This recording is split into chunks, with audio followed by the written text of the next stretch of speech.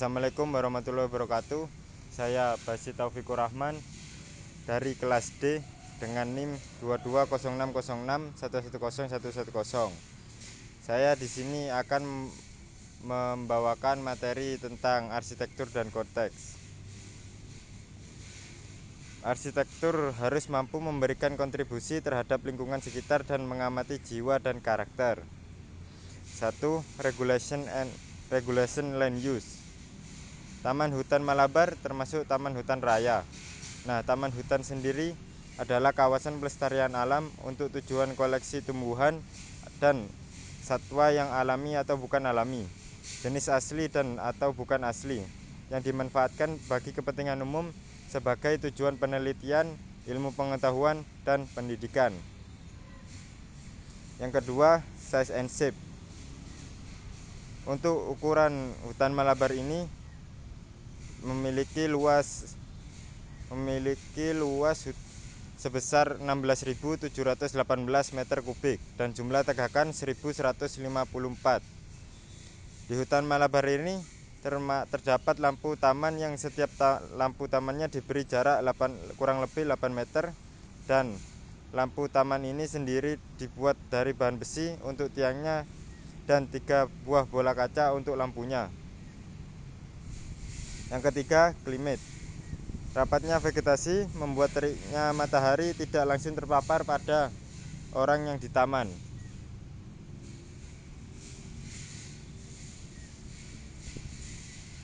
Assalamualaikum warahmatullahi wabarakatuh. Perkenalkan, nama saya Gentafani Satria Yuda dari kelas D dengan NIM 220606110098. Di sini saya akan menjelaskan tentang konsep adab dalam berarsitektur. Adab sebagai dasar arsitektur, adab merupakan suatu hal penting dan mendasar untuk menggambarkan karakter manusia.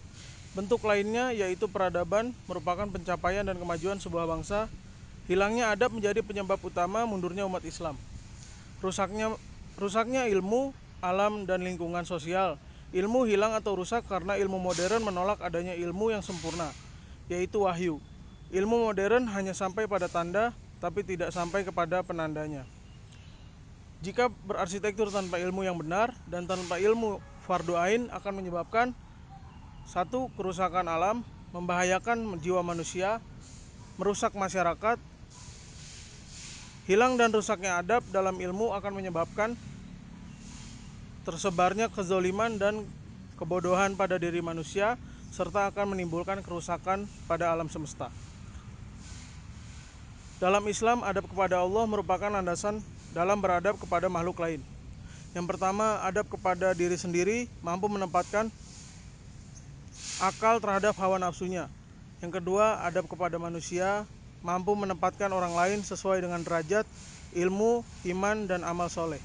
Yang ketiga, adab kepada alam dan lingkungan, mampu memandang alam sebagai ayat tanda dari kekuasaan Allah dan menempatkannya sebagai makhluk yang dihargai dan dipertanggungjawabkan.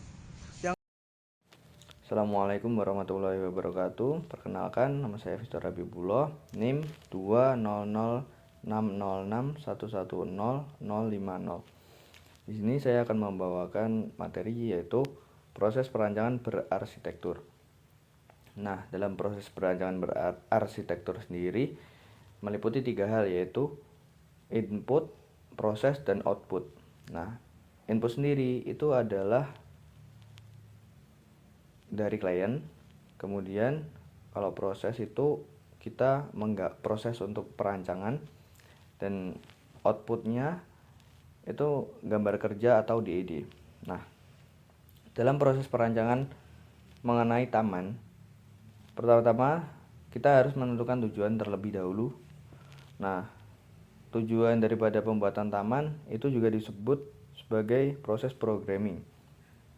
Nah, proses programming itu bukan hanya tujuan aja, yaitu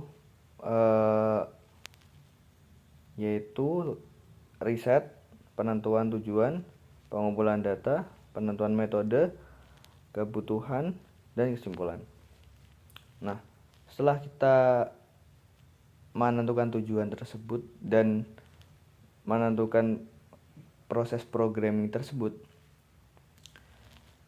kita bisa menentukan sebuah metode, yaitu metode analisis serta konsep. Nah, dalam beberapa konsep dan analisis itu terdapat beberapa tahapan, yaitu konsep dasar, kemudian bentuk, terus tapak, terus struktur, ruang, dan utilitas. Nah, misalkan kita ingin merancang sebuah taman. Nah, kita harus mengetahui konsep dasarnya apa. Nah, misal kayak pohon ini, itu konsep